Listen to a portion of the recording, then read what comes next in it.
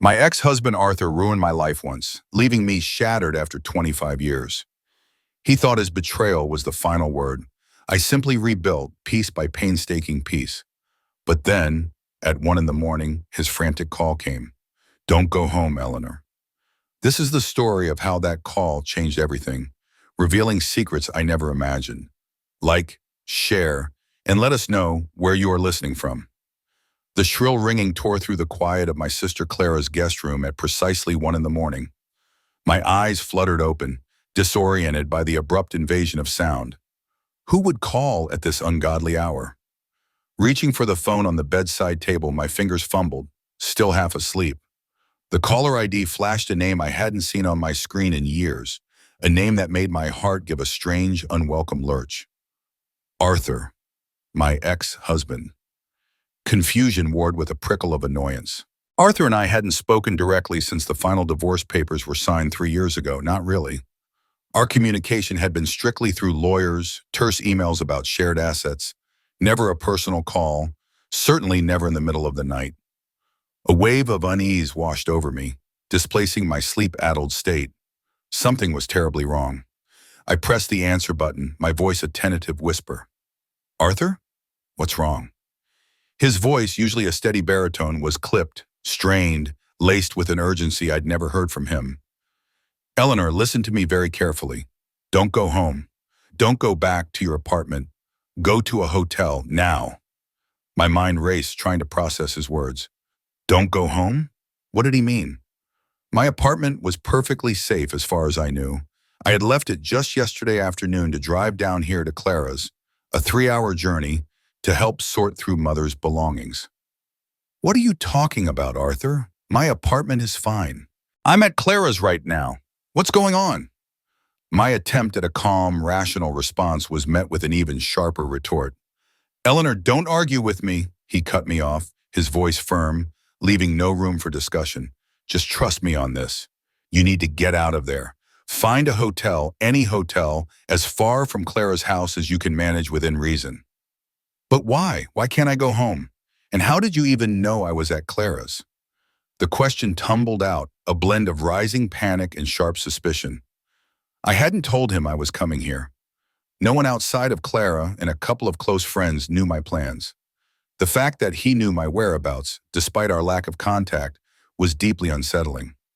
He ignored my question, his tone tightening further. "Marriott on 5th Street, do you know it?" "Yes," I murmured, the name familiar from my drives into the city center. "Good. Check in there. And this is crucial, Eleanor. Use your maiden name, Eleanor Jenkins." My maiden name. Eleanor Jenkins. It felt like a ghost, a name I hadn't legally used in 28 years, not since the day I married Arthur himself. The instruction hit me with a profound sense of disorientation. Why hide my identity? What kind of trouble was he embroiled in that required me to become someone else, even temporarily? The fear in his voice was palpable now, a raw, ragged edge that sent icy tendrils down my spine. Arthur was not a man given to dramatics. In the 25 years we were married, through career crises, family losses, and even the bitter dissolution of our own relationship, he had remained steadfast, almost unnervingly calm. His composure had been legendary, a rock-solid foundation that I had both relied on and, in the end, resented for its very impenetrability. To hear him speak with such raw terror, such desperate urgency, was enough to make me believe him against all logic. My mind reeled, grasping for a reason, any reason. What could possibly have happened to make Arthur, the epitome of stoicism, sound so genuinely terrified? What could be so dangerous that he would call me, his ex-wife, in the dead of night, ordering me to flee, to erase my identity? The thought itself was absurd, yet the conviction in his voice was undeniable. My breath caught in my throat. "Okay," I finally managed to whisper, the single word, a reluctant agreement, heavy with unspoken questions. I heard a small, almost imperceptible sigh of relief on the other end of the line, a sound that confirmed the immense weight he had been carrying. "Good. And Eleanor," his voice dropped, becoming an even more urgent whisper. "Don't call anyone. Not Clara, not your friends, no one. Just go." And with that, he hung up, leaving me in the silent darkness of Clara's guest room, the lingering echo of his command chilling me to the bone. My hands trembled slightly as I put the phone down. The instructions were bizarre, illogical, yet the fear Arthur had projected was too real to ignore. I forced myself out of bed, moving with a strange, detached efficiency. My clothes were thrown on hastily, a pair of jeans, a dark sweater, practical shoes. I scribbled a quick note for Clara, knowing she'd be up at her usual early hour. Clara, urgent work emergency came up. Had to leave immediately. Will call you later today. Sorry. The lie felt clumsy, inadequate, but I couldn't explain Arthur's call. Not yet, not even to myself. And his instruction not to call anyone echoed ominously in my head. My small overnight bag was packed in minutes, a testament to how little I'd unpacked since arriving. As I crept out of Clara's house, the cold night air bit at my exposed skin, matching the chill that had settled deep within me.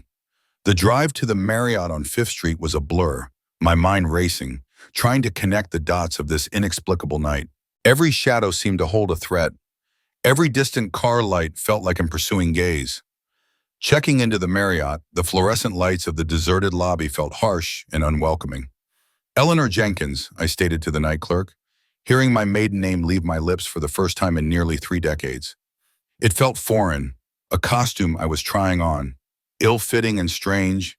The name on the key card, the temporary identity, amplified the profound disconnect I felt from my own life, from the person I thought I was. I was Eleanor, yes, but not Eleanor Jenkins. I was Eleanor Sterling, a woman who had built a life, a career, a home. Now, at 1 in the morning, I was a phantom, hiding in plain sight. Alone in the hotel room, the artificial quiet pressed in on me. The urge to dismiss Arthur's warning as some elaborate, cruel joke, or perhaps a symptom of some mental break on his part, was strong. Why should I trust him after everything that happened? After the mysterious ways he behaved during the final year of our marriage, his distant silences and evasive answers, the slow, agonizing erosion of our trust that had culminated in our divorce. I remembered the bewildered pain, the feeling of being discarded, of a life I had so carefully constructed crumbling to dust. He had left me in pieces. Now he expected me to blindly follow his frantic commands. A part of me wanted to call Clara, to call my own apartment building, to verify that nothing was amiss, to prove Arthur wrong. But the chilling fear in his voice, the raw edge of desperation, kept my finger away from the phone. The memories of his past composure, contrasted with his current panic, held me captive in this strange hotel room, alone and afraid. The silence of the hotel room, usually a comfort, became a suffocating blanket. My mind, too wired to rest, replayed Arthur's panicked voice, his dire warnings. Just as I started to convince myself that this was all a terrible mistake, a phantom fear conjured by a man I no longer knew, a faint wail pierced the night. Sirens, distant at first, like a mournful cry on the wind, but growing steadily louder, closer. My heart hammered against my ribs. I scrambled to the window, pulling back the heavy curtains to peer out into the dark city. The street below was mostly deserted, slick with the recent rain. The wailing grew into a cacophony, a symphony of urgent alarms. Then the flashing lights appeared, a relentless strobe of red and blue reflecting off the wet pavement. First one, then two, then a whole convoy of police cars, their sirens screaming, lights flashing in a desperate hurry. Behind them, an ambulance, its own lights adding to the chaotic display. They weren't just passing through, they were turning onto Elm Street, the main artery that led directly to my neighborhood. My blood ran cold, a glacial dread seeping into every cell. This wasn't a coincidence. This wasn't some random incident. It was connected, I knew it. Arthur's warning, the sirens, the direction they were headed, it all pointed to one terrifying conclusion. Frantically, I snatched up my phone, my fingers fumbling as I tried to dial Arthur's number. It rang once, twice, then went straight to voicemail. "The subscriber you are trying to reach is unavailable," the automated voice calmly stated, a cruel contrast to the storm raging inside me. I tried again and again, each attempt met with the same cold, impersonal message. Where was he? Why wasn't he answering? He had warned me, he had known something was going to happen, and now he was unreachable. Panic clawed at my throat. I began to pace the small hotel room, the carpet soft underfoot, but doing little to absorb the frantic energy thrumming through me. My mind raced, conjuring terrifying images. Was my house on fire? Had someone broken in? Was there a body? No, stop, Eleanor, I told myself, trying to rein in the runaway thoughts. But the images persisted, vivid and horrifying. The house I had painstakingly made my home after the divorce, the sanctuary I had built for myself, felt exposed, vulnerable, perhaps even violated. The adrenaline rush eventually began to wane, replaced by a profound exhaustion. The hotel room, so full of dread hours earlier, now felt safe, a cocoon against the unknown horrors of the night. Despite the lingering terror, my body, stretched to its limits, finally betrayed me. I slumped into the armchair by the window, the city lights a blurry mosaic outside. Sleep claimed me then, a heavy, dreamless oblivion that offers a temporary escape from the terrifying reality. Sunlight, a pale wash of gray through the thick curtains, filtered into the room, pulling me back to consciousness. My neck was stiff, my mouth dry. I blinked, disoriented for a moment before the memory of the sirens, Arthur's call, and the nameless dread crashed over me. I sat bolt upright, my heart immediately resuming its frantic beat. A soft knock on the door startled me, making me jump. My breath hitched. Who could it be? I hadn't told anyone where I was. Then a voice, low and muffled, seeped through the wood. Eleanor, it's Arthur. A strange mix of relief and renewed fear flooded me. He was here, he was safe, but why here, and what was going on? I hesitated for a moment, then cautiously approached the door, peering through the peephole. It was him, Arthur. But he looked different. Gaunt, his face etched with deep lines I didn't remember. His usually impeccable dark hair was disheveled, falling across his forehead. His eyes, normally a calm, steady blue, held a profound, unsettling weight. Dark shadows beneath them hinting at a sleepless night, perhaps many sleepless nights. He looked aged, as if years had been added to his life in a single night. I unlocked the door, pulling it open just enough to let him in. He stepped inside, and before he even looked at me, his gaze swept over the hallway outside. A quick, almost automatic scan, as if checking for something or someone. The action was deeply unsettling, a subtle gesture that spoke volumes about the danger he perceived. It wasn't the Arthur I knew, not entirely. This was a man on edge, a man living with a constant threat. He closed the door behind him with a soft click, and the sound echoed in the small room, amplifying the sudden tension between us. He turned to face me, his hands thrust deep into his pockets. The silence stretched, heavy and pregnant with unspoken fears. Finally he spoke, his voice hoarse, barely above a whisper. We need to talk, Eleanor. He paused, his gaze fixed on my face as if searching for something, bracing himself for my reaction. They found evidence that someone was planning to break into your house last night. My stomach dropped, a cold, hard knot forming in my gut. So the sirens, the police cars, it had been real. My house, my home. A wave of nausea washed over me. What do you mean, evidence? Who? Wait, guys. The questions tumbled out, urgent and demanding. Arthur ran a hand through his hair, his eyes avoiding mine. There are things, Eleanor, he began, his voice barely audible. Things about our marriage, about our divorce, that you don't know. He finally met my gaze, and I saw a flicker of profound guilt in his eyes, a depth of regret I hadn't realized he was capable of. Things I hid from you. To protect you. Protect me. The words stung, bringing with them a surge of old bitterness. Arthur had always been the protector, the silent guardian, but his protection had often felt like control, a paternalistic shield that had sometimes suffocated me. And what had his protection during our marriage led to? A divorce? A life unraveled? A future I had to rebuild from scratch. Protect me, I repeated, my voice rising slightly, tinged with sarcasm and disbelief. After everything? You think you protected me, though? My hands clenched into fists at my sides. I want to know everything, Arthur. And I mean everything. starting with why police cars were at my house last night. The guilt I saw in his eyes deepened, confirming my worst fears. He knew far more than he was letting on. And this, I realized with a fresh wave of dread, was just the beginning. Arthur took a deep, shaky breath, his gaze still holding that profound guilt. He seemed to be steeling himself for what he was about to say. "Eleanor," he began, his voice barely above a whisper, "this is going to be difficult to hear, but someone has been watching you for a very long time." My mind recoiled. Watching me? The words were sinister, chilling. "What are you talking about?" I demanded, my voice sharp with disbelief and a rising tide of fear. He stepped closer, his eyes scanning the room again, an unconscious gesture of caution. "Do you remember those strange things that started happening, about 6 years ago?" He paused, letting the question hang in the air. "The anonymous letters, the silent phone calls that would hang up the moment you said hello, the flowers delivered to the house without a card, always white lilies." My breath hitched. He was right. I did remember. Vague, unsettling incidents that I had always dismissed.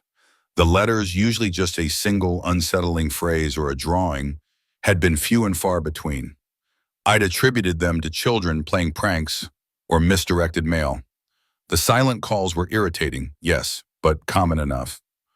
Wrong numbers, I'd always called them, pressing the end call button with a sigh. And the flowers? Yes, the white lilies. Always my favorite. I joked about a secret admirer with colleagues at the hospital, but mostly I just enjoyed their beauty, assuming some well-meaning but shy acquaintance had sent them. I never thought twice about it. Not really. I had a demanding nursing job, a busy household, and a marriage that, even then, was beginning to show its cracks. I had simply filed these oddities away as trivialities.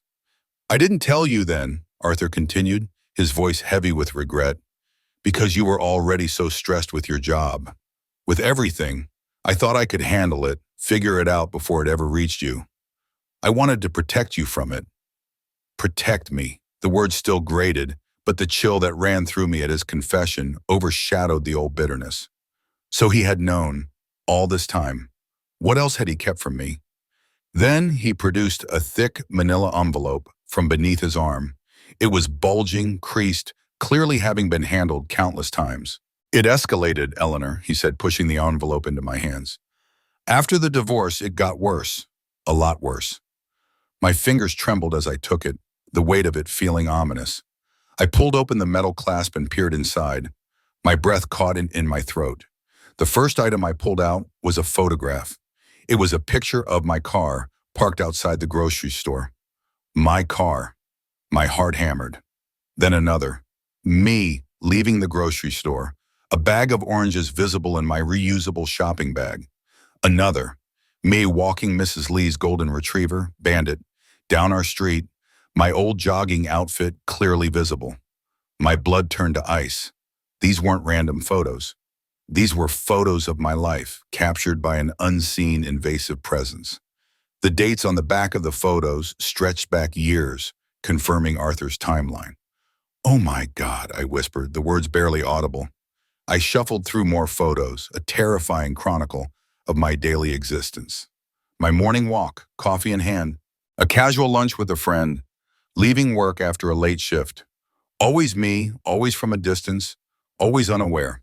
The sheer volume was staggering. Dozens, hundreds. Beneath the stack of photographs were photocopied letters, typed rather than handwritten, just as Arthur had described. I picked one up, dated a few months after our divorce. The text was unsettlingly intimate. "You always buy the same brand of coffee, dark roast, no cream. I remember you liked it sweet when you were younger. You said it reminded you of our grandmother's house. I never forgot that, Eleanor. I remember everything." My stomach twisted. Sweet coffee? Grandmother's house? That was a memory from my childhood. Something I hadn't thought about in decades, a private detail. This wasn't a random admirer. This wasn't a prank. This was someone who knew me, knew intimate details about my past, details that even Arthur might not have remembered offhand. A name flashed through my mind, unbidden, from a distant, almost forgotten corner. Damian. A boy from my childhood, from my old neighborhood, who had been intensely, strangely fixated on me. He'd moved away when we were teenagers, and I hadn't thought of him in years. But he had always had an unusual intensity, a way of looking at me that had made me uncomfortable even then. Damian, I whispered, the name tasting foreign and bitter on my tongue. This person, they knew me before. Arthur nodded, his face grim. That's what we suspect. The language in the letters, the references, it suggests a long-standing obsession. I continued reading, my eyes scanning the chilling progression of the letters. They grew increasingly personal, increasingly possessive, evolving from wistful reminiscences to demanding pronouncements. The tone shifted from adoration to a disturbing sense of entitlement, a conviction that I somehow belonged to them. The most recent letter, dated just last week, was the one that truly froze my blood. It was terse, almost brutal in its directness. You think you can just forget, just move on? You think I would ever let you go? Maybe it's time to remind you that some people never forget. Some people never give up. My hands shook violently. The papers slipped from my grasp, scattering across the hotel room floor like fallen leaves. The photographs and letters, a mosaic of a stolen life. A choked gasp escaped me. This is insane, I managed to articulate, the words raw and barely audible. Who would do this? Why? My voice was trembling, the reality of the situation finally crashing down on me. Someone had been meticulously tracking my life for years, harboring a dark, obsessive fascination that now threatened to consume me. Arthur knelt, gathering the scattered papers with a practiced ease that suggested he had done this before many times. I've been working with Detective Miller for the past 3 months, he said. His voice low and steady now, a stark contrast to my own spiraling panic. He's been quietly investigating, trying to find out who this person is. He stood, holding the envelope, not handing it back to me this time. And last night, he continued, his eyes meeting mine. We finally got a break. Arthur held the manila envelope, the weight of its contents echoing the burden he carried. Last night, he began, his voice raspy. Mrs. Lee, your neighbor, you know. She called 911. My heart leaped into my throat at the mention of my sweet, elderly neighbor. She woke up for a glass of water, looked out her kitchen window, and saw someone in your backyard, trying the sliding patio door. My breath hitched. The sliding patio door, the one I always double-checked before leaving. But what if I had forgotten? What if it had been forced? What happened? I whispered, my voice barely a thread. The police arrived quickly, Arthur continued, his eyes fixed on some distant point.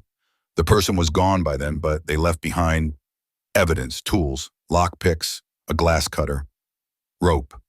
The room tilted. My vision swam. Tools, lockpicks, a glass cutter, rope. Not a simple break-in. This was premeditated, chillingly so. And the patio door, I imagined myself inside, perhaps asleep, while someone tried to silently gain entry.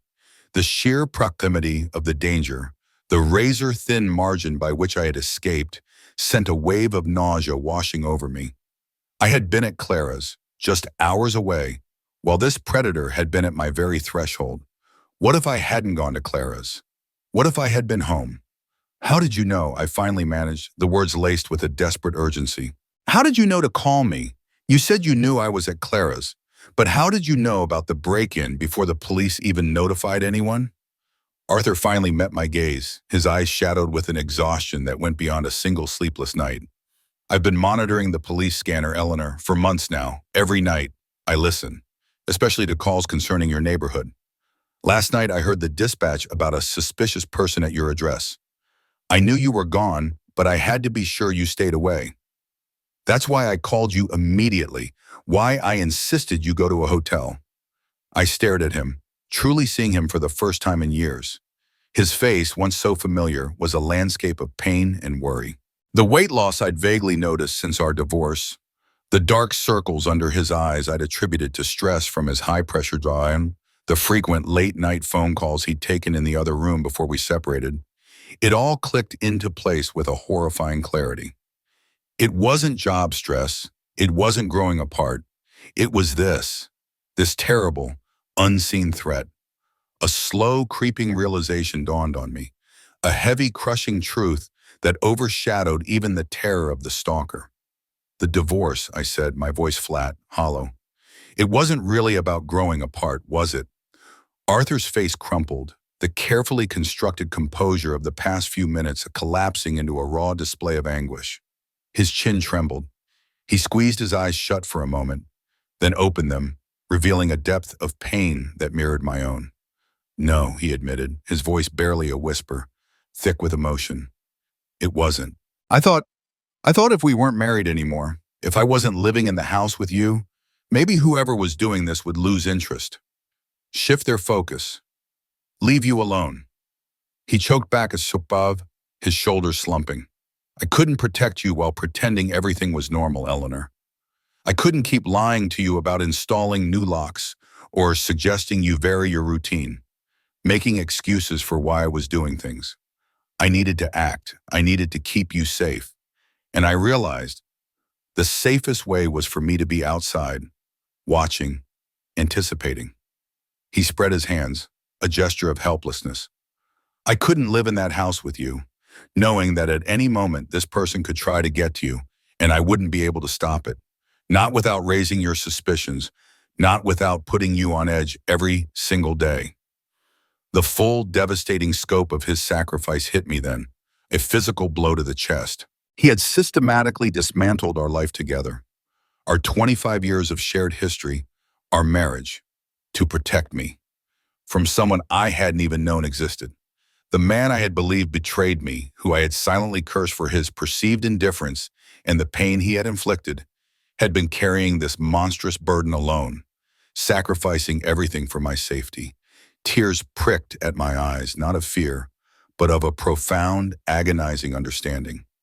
You destroyed our marriage, I whispered, the words heavy with disbelief and a nascent, painful gratitude, to protect me from someone I didn't even know was there. I know, he said, his voice raw. I know it sounds crazy. I know it hurt you and it killed me to do it, but I didn't see another way. If I had told you I knew you, I knew you'd insist on handling it yourself. You'd probably want to confront whoever was doing this directly, and that's exactly what I couldn't allow. You're too brave, too headstrong. I needed to control the situation, to keep you safe from yourself even. He shifted his weight, pulling himself back from the brink of total emotional collapse. Detective Miller wants to meet with us, Eleanor. There's more. He thinks they might have something concrete now, something to go on. A lead. The revelation of Arthur's sacrifice, the true reason for our divorce, hung heavy in the air, a painful, complex knot of emotions. But there was no time to unravel it now. The immediate threat, the stalker, demanded our full attention. As we move closer to understanding this twisted story, remember to like, share, and subscribe to keep up with what happens next. Arthur drove me to the downtown police station, the silence in the car thick with unspoken regret in the chilling reality of our situation. We were directed to an interrogation room, surprisingly mundane with its beige walls and functional metal table. Detective Miller was already waiting for us. She was younger than I had expected, perhaps in her late 30s, with sharp, intelligent eyes that missed nothing. Her no-nonsense demeanor, however, made it clear she was all business. "Mrs. Sterling," she greeted me, her voice crisp. She nodded to Arthur. "Mr. Sterling, thank you for coming in." She turned her gaze to Arthur. "Mr. Sterling, I must commend you on your meticulous documentation. The evidence you've gathered over the years has been invaluable to this investigation. It provided the crucial context we needed to understand the scope and duration of this situation." Arthur merely nodded, his face unreadable. He hadn't just been passively observing. He had been actively collecting, recording, preserving every unsettling detail. My mind reeled at the thought of him, alone in his apartment, poring over those typed letters, those chilling photographs, trying to make sense of a world gone dark. Detective Miller turned her sharp eyes back to me. "Mrs. Sterling, I need to ask you about your time at St. Mary's Hospital." She paused, letting her words sink in. "Specifically, do you recall a patient named Silas Croft?" The name hit me like a physical slap, a sudden cold shock that sent a jolt through my entire body. Silas Croft. The name had been buried deep, undisturbed, for 15 years, maybe more. But at her utterance, the memories came flooding back, vivid and unwelcome, like a dam breaking. The hospital corridors, the hushed tones of the ICU, the sterile scent of disinfectant, the frantic beeping of machines, it all rushed in. Silas Croft? I repeated, my voice a mere whisper, trying to conjure the face from the depths of my memory. Wait, not Silas. I remember his mother, Alara Croft. My mind began to piece together the fragmented images. Yes, she was a patient in the ICU, about 16 years ago, I think. I was her primary nurse. Detective Miller's expression remained impassive, but a flicker in her eyes told me I was on the right track. And what do you remember about Alara Croft? She was critically ill, I recalled, the details emerging with startling clarity. Diabetic ketoacidosis. She'd been stable for a few days, seemed to be improving. My brows furrowed. But then, one night during my shift, her blood sugar spiked dramatically. Dr. Hayes, the attending physician, ordered a large dose of insulin to bring it down quickly. A wave of familiar dread washed over me as I recounted the tragic sequence of events. We administered it, but within the hour she went into hypoglycemic shock, a massive, irreversible one. We tried everything. Code blue, CPR, but she didn't make it. She died on my shift. The memory was still raw even after all these years. The helplessness, the frantic efforts of the team, the pronouncement of death. It was the kind of critical incident that no nurse ever truly forgets. Silas was there, I continued, my voice trembling slightly. Her son, he was distraught, beyond distraught. He was there during the code. He saw everything. I could still hear his screams, feel the tremors of his grief-stricken rage. Detective Miller nodded slowly. Silas blamed you, didn't he, Mrs. Sterling? I flinched. The bluntness of her statement, though true, was still painful. Yes, I admitted, my voice barely audible.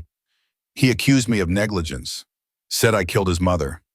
He said I gave her too much insulin, that I wasn't paying attention. I paused, remembering the injustice of it all. The hospital investigated thoroughly. Every protocol was followed. Dr. Hayes's order was precise. It was a tragic, unforeseeable complication. The investigation cleared me completely. But Silas hadn't accepted it.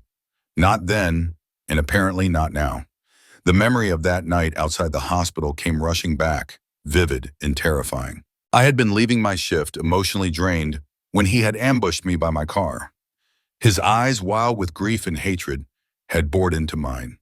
He grabbed my arm, his fingers digging into my skin. Someday, he had hissed, his face contorted with rage. Someday you'll know what that felt like. The pain, the loss. I'll make sure of it. I had shrugged it off as a desperate threat from a grieving son, a moment of fleeting anger.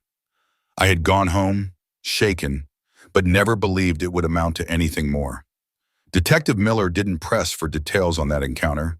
Instead, she slid a photograph across the table. It was a recent picture, perhaps a mugshot or from surveillance footage. My eyes fixed on the face. It was Silas Croft, unmistakable.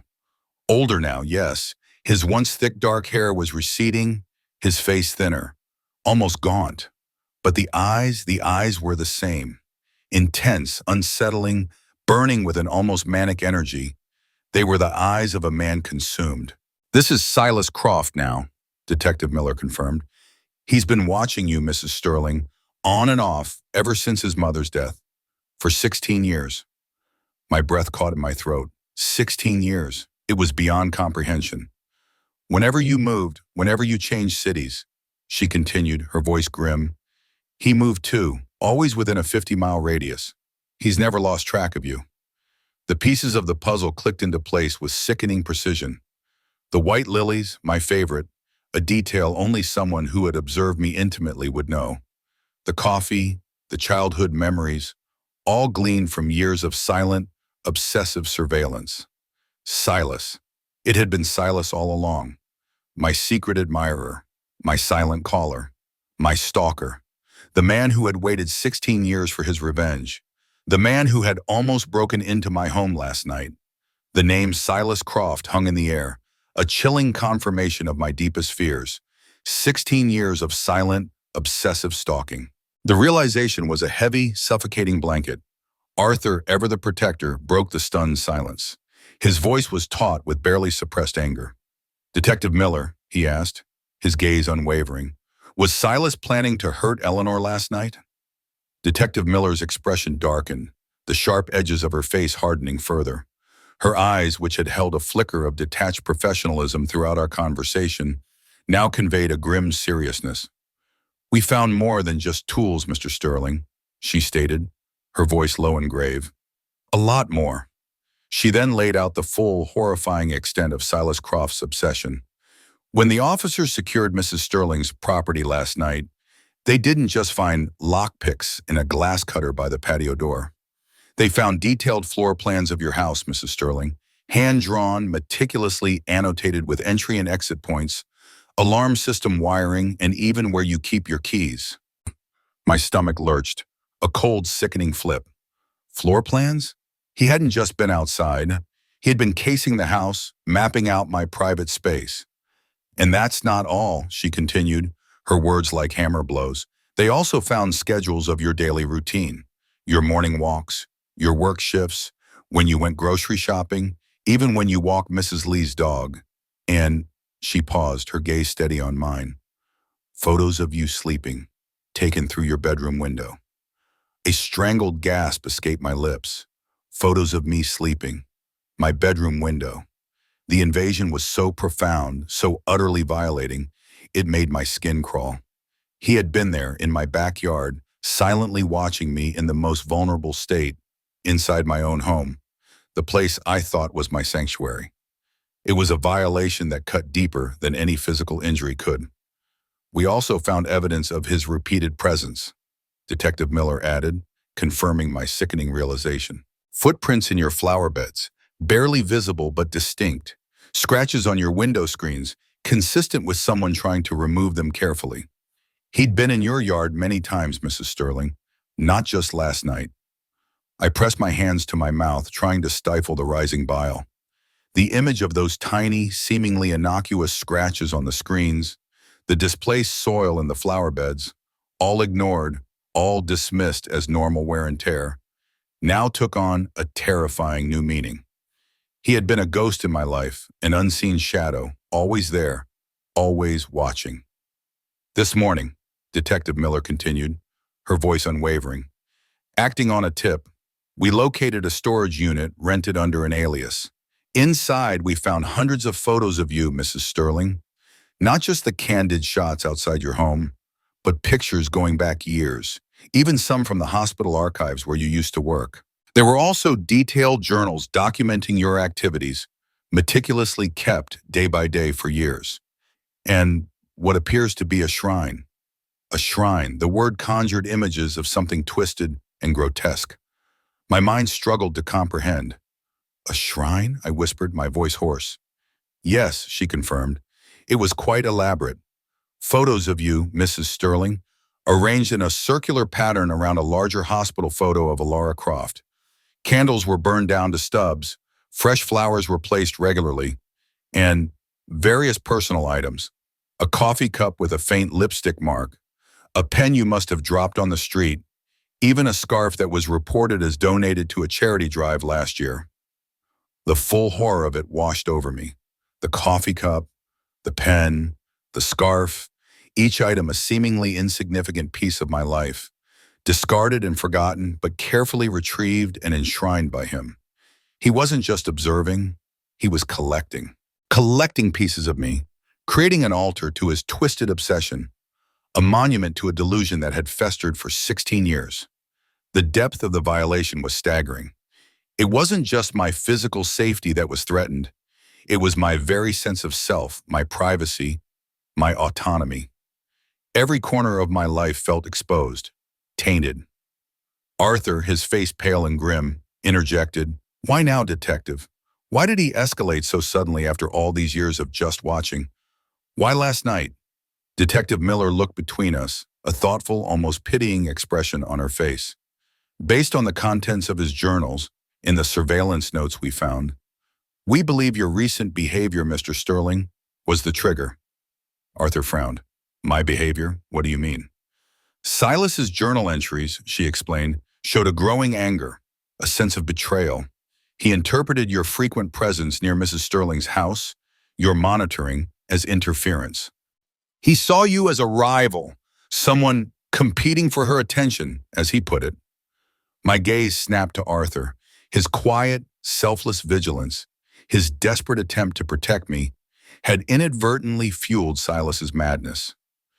He wrote that he could no longer stand by and watch, Detective Miller elaborated, her voice devoid of emotion, simply stating the facts. He became convinced that he needed to eliminate the obstacle, meaning you, Mr. Sterling, before he could finally approach Mrs. Sterling directly. She paused, letting the full weight of her words sink in. We also found extensive surveillance notes on your routines, Mr. Sterling. Your work schedule, your usual routes, even the times you typically went to the gym. He wasn't just watching Eleanor. He was watching you too, and he was planning something for both of you. The air in the room grew heavy, thick with the terrifying implications. Silas Croft wasn't just a stalker. He was a predator, meticulous and patient, whose twisted perception had been inflamed by Arthur's protective actions. And now he wanted Arthur out of the way. Permanently, the revelation that Arthur had inadvertently triggered Silas's escalation, placing himself in mortal danger, was a fresh wound. But Detective Miller wasn't finished. She spoke with a chilling calm, her words precise, each one a nail hammered into the coffin of my sense of security. The immediate threat last night, Mrs. Sterling, she confirmed, her gaze unwavering, was to you. Silas planned to break into your house while you were sleeping. The image of him standing over my bed, a silent, predatory figure, sent a shiver of pure terror through me. My throat was dry, my heart pounding a frantic rhythm against my ribs. Silas Croft hasn't been to his apartment in 3 days, Detective Miller continued, laying out the current danger. His car was found abandoned near a bus terminal this morning. He knows we're on to him. Until he's in custody, you are still in danger, Mrs. Sterling. We need to find him. Just when I thought the details couldn't get any more horrifying, Detective Miller delivered the most disturbing news yet, her voice dropping slightly, imbued with an added gravity. And there's one more thing. Silas Croft isn't working alone. Not working alone? I whispered, the words barely escaping my lips, a new wave of dread washing over me. What do you mean? The idea of a single, deranged stalker was terrifying enough. The notion of an accomplice, someone else involved in this elaborate, years-long nightmare, was incomprehensible. His journals and the digital records from his burner phone show regular contact with someone else, she explained. Someone who clearly has access to your personal information, Mrs. Sterling. Someone who knows your work schedule, your medical records, possibly even your financial information. My mind raced, frantically sifting through the faces of my colleagues at St. Mary's. Who among them could possibly be involved? The thought was sickening, planting a seed of paranoia that instantly poisoned my relationships, my memories of everyday interactions. Was it Dr. Henderson with his too friendly demeanor? Nurse Rodriguez, who always seemed to know details about everyone's shifts?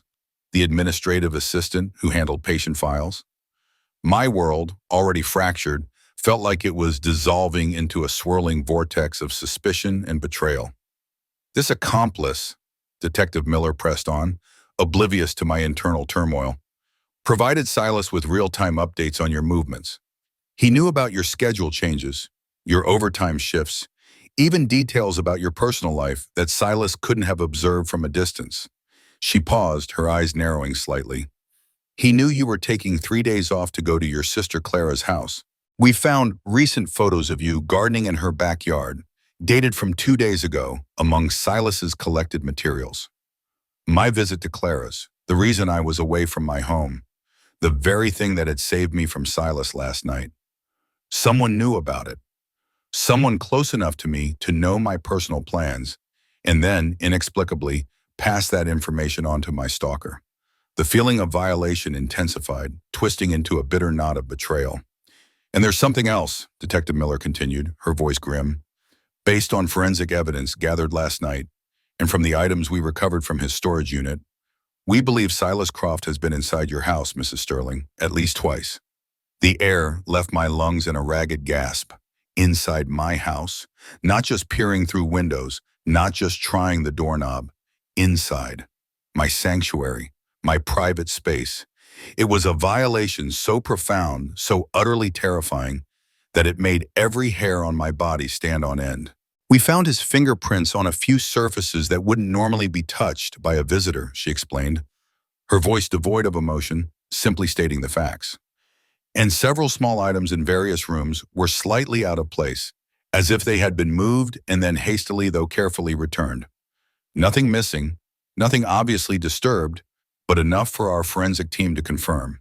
We estimate these intrusions lasted for about 3 hours each time, based on the patterns of his activity and the time frames deduced from his journal.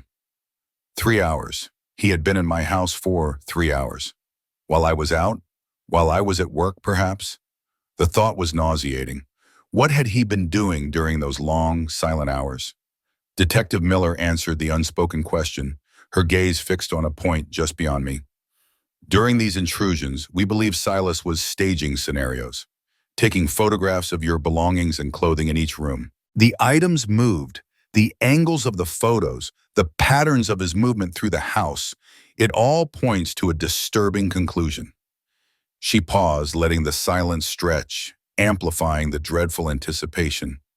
Then she delivered the final, most terrifying blow. We believe he was rehearsing an abduction scenario, Mrs. Sterling, mapping the most efficient way to move an unconscious person from your bedroom to the back door. The words hit me with the force of a physical impact.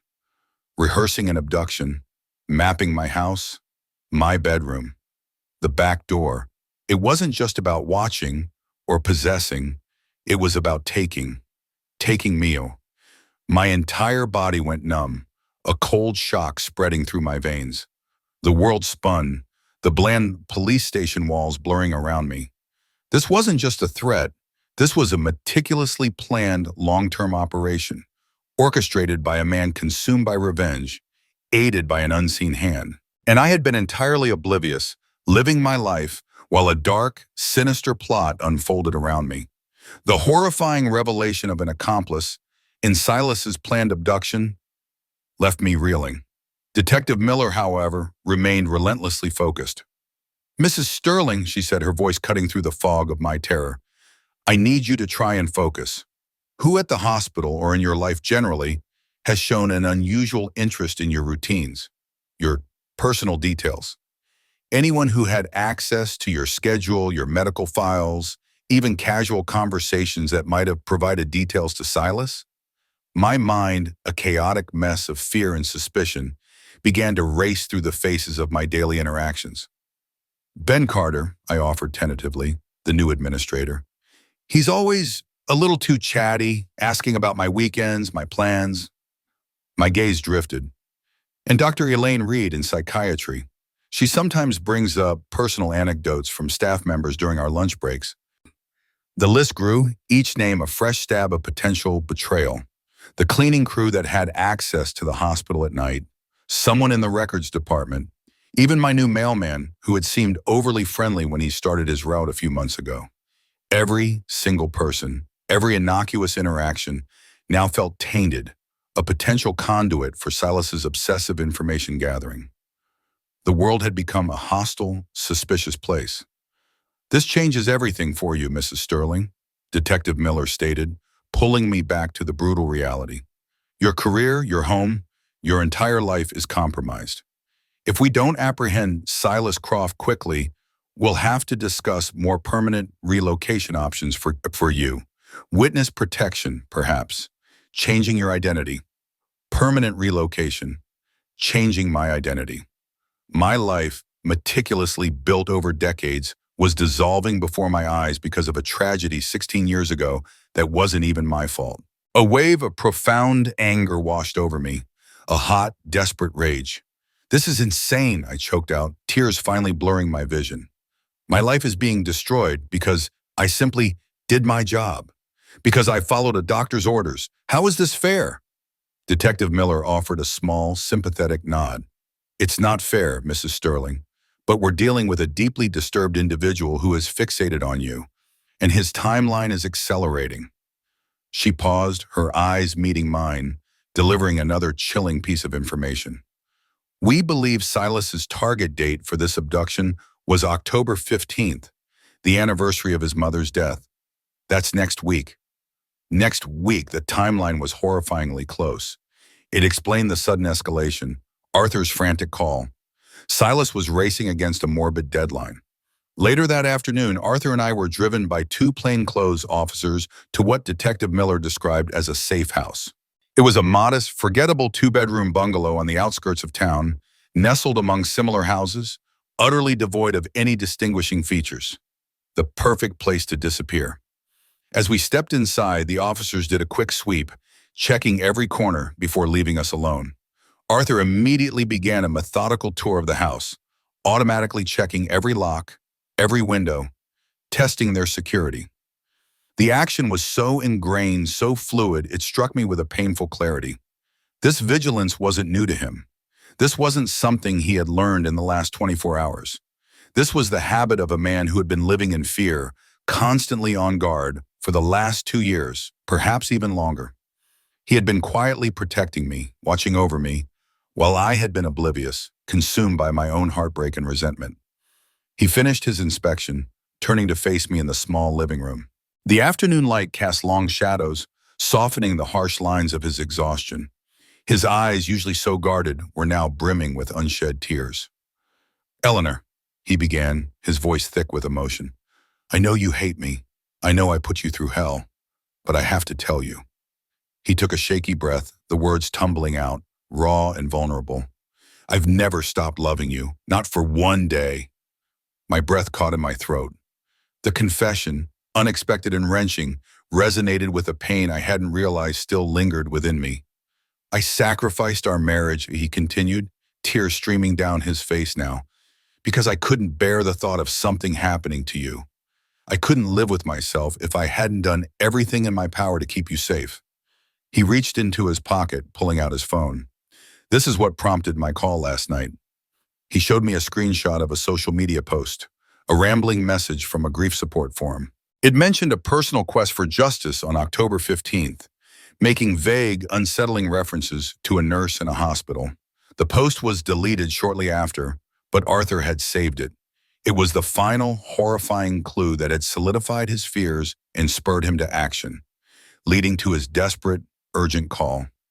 Just as the enormity of his confession and the terrifying truth behind it began to sink in, my phone buzzed in my hand. It was a text message from Detective Miller. My heart leaped into my throat, a powerful mix of relief and terror warring within me. The message was short, direct, and utterly seismic. "They found him, Silas." The text message from Detective Miller. "They found him, Silas," sent a jolt through me, a powerful cocktail of profound relief and an equally potent terror. He was caught. The immediate threat was neutralized. But the man who had haunted my life for 16 years, who had almost abducted me, was now in custody, and the lingering questions about his accomplice still gnawed at me. Arthur and I were immediately driven back to the police station. Detective Miller met us, her face showing the first signs of exhaustion. "Silas Croft was apprehended at his storage unit," she informed us, trying to retrieve more evidence, including a particularly disturbing set of photos of Mrs. Sterling sleeping. "We have him in custody." Then she added, "He's asked to see you, Mrs. Sterling." Arthur immediately bristled, his protective instincts flaring. "Absolutely not. There's no way you're letting him anywhere near Eleanor."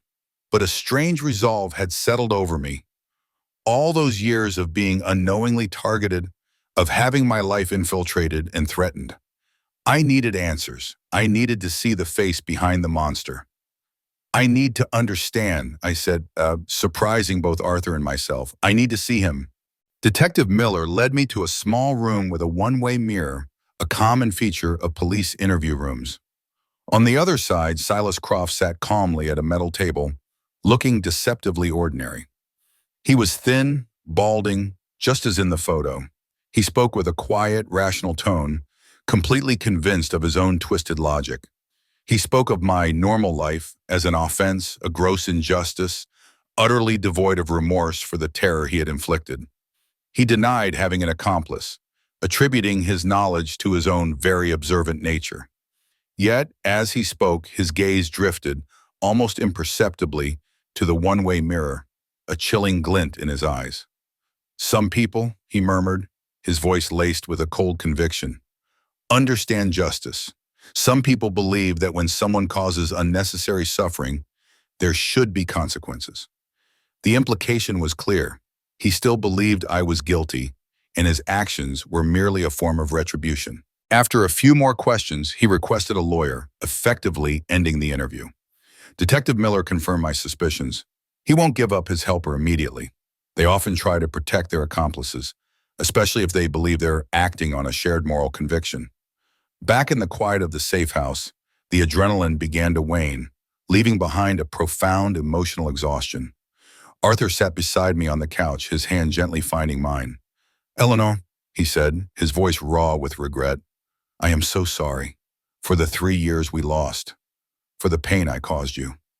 His eyes, red-rimmed and earnest, pleaded for understanding. Would you consider giving us another chance? After all this, I can't imagine a life without you, truly safe and truly known." The question hung in the air, a fragile hope in the midst of chaos. Before I could fully articulate the tangled emotions churning within me, Detective Miller's radio crackled to life from the kitchen counter where it had been left. The dispatcher's voice, distorted but clear, cut through the quiet. "Unit 34, Silas Croft is asking for Mrs. Sterling again. Claims to have something important to tell her. Something about the person who's been helping him." The news was a fresh shock. My heart hammered. He was breaking. He was going to talk. 6 months later, the scent of fresh paint and new beginnings filled the air in the kitchen of our new house, a charming, unassuming place a few towns over. Arthur and I were unpacking boxes, the rhythm of our movements a testament to a slowly rebuilding partnership. The accomplice, the unseen hand, had been revealed. Dr. Elaine Reed, the hospital psychiatrist. She hadn't blamed me for Lara Croft's death, as we had initially suspected. Her grievance was far more personal. A patient of hers, suffering from severe depression, had committed suicide shortly after being released from St. Mary's. A release that Eleanor, as the charge nurse that night, had signed off on based on the attending physician's orders. Dr. Reed, distraught and consumed by guilt, had somehow twisted the blame onto me, convinced that I, as the nurse, should have somehow intervened, should have known better, despite the protocols. She had seen Silas as a kindred spirit in suffering, a tool for her own warped sense of justice. Arthur approached me, a small velvet box in his hand. He held it out. "No more secrets, Eleanor," he said, his voice soft but firm. Inside was a small silver key. "It's to a safety deposit box. It contains all our financial records. Everything. Full transparency, always." He paused, then lifted a small, delicate diamond ring from a hidden compartment within the box. "And this," he said, his eyes glistening, "is a promise ring I bought for our 25th anniversary. 3 months before I asked for the divorce, I was going to give it to you along with a full confession about Silas, but I chickened out. I thought it was too dangerous. I know I made a mistake." The gesture, the vulnerable admission, melted the last vestiges of my resentment. It was a tangible symbol of his silent struggle, his agonizing choice, and his unwavering love. The trial for Silas Croft was set for 2 months. He had pleaded not guilty, maintaining his delusion of righteous vengeance. Dr. Reed, facing a mountain of evidence, had accepted a plea deal, her reputation shattered, her career in ruins. After months of intensive therapy, individually and as a couple, Arthur and I walked hand in hand through our new neighborhood, a quiet, leafy street filled with unfamiliar faces. The sun was setting, casting a warm, golden glow. We talked, not about the past, not about the terror, but about the future, about the garden we would plant, the small changes we would make to the house, the simple joys of a shared, honest life. Our journey had been torturous, marked by betrayal, fear, and profound sadness. But through it all, we had found our way back to each other, forged in the crucible of unimaginable fear and rediscovered trust. We were rebuilding, stronger, more honest, and more deeply connected than ever before, one day at a time.